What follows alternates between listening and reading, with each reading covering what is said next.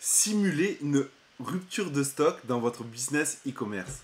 C'est le sujet du podcast de ce jour. Salut les rouillas, bienvenue dans le podcast, dans mon podcast.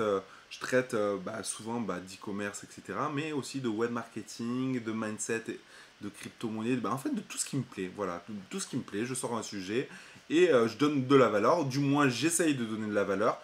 Et j'espère que cette vidéo, par avance, vous plaira. Mais je suis sûr que ça va vous plaire parce que le sujet, voilà, c'est simuler une rupture de stock dans votre business e-commerce. Sûrement,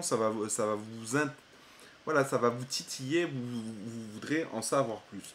Moi, qu'est-ce que je suis là actuellement, je suis sur un shop que je lance avec un produit consommable et ma stratégie est super intéressante parce que j'ai simulé une rupture de stock. Voilà, le fait que voilà, ce produit était bien mis en avant et marche très très bien, j'ai dit aux gens que le produit était en rupture de stock.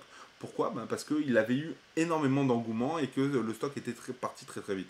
Or, c'était pas le cas. Voilà, c'était juste pour vous signaler. Et du coup, je leur ai dit, les premiers qui achètent, ils sont sur la liste d'attente et du coup, les premiers qui payent, c'est les premiers servis. Donc du coup, augmentation du panier moyen. Donc ce consommable, voilà, qui était à 20-25 euros, c'est passé à 5 euros. Mon panier est passé à peu près 50 euros. Donc il a doublé. Donc c'est ce qui est quand même formidable. Mais pourquoi j'ai surtout simulé ça? C'est pour leur dire que, grosso modo, c'est rare, donc c'est de qualité, donc il faut faire vite. Et si tu veux ne pas patienter, etc., qu'est-ce que tu peux mettre en place? C'est qu'est-ce que comment tu peux acheter le produit et être livré en temps et en heure?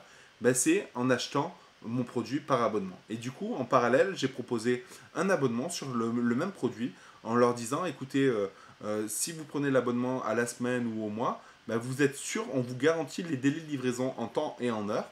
Et ça vous rassure d'avoir tout le temps ce même produit en stock et vous pourrez toujours vous en servir.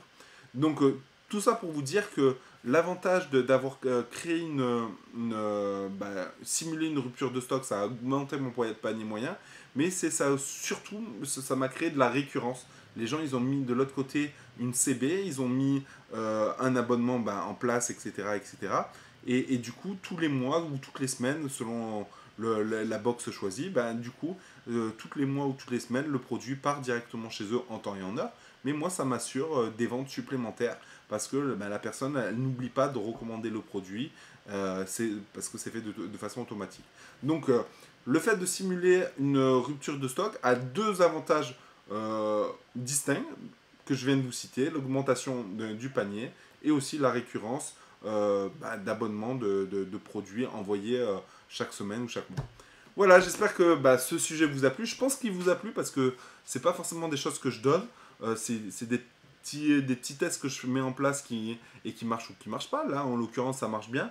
Voilà, si vous voulez en savoir plus sur Amazon, sur l'e-commerce ou d'autres choses, je vous invite juste à regarder en dessous.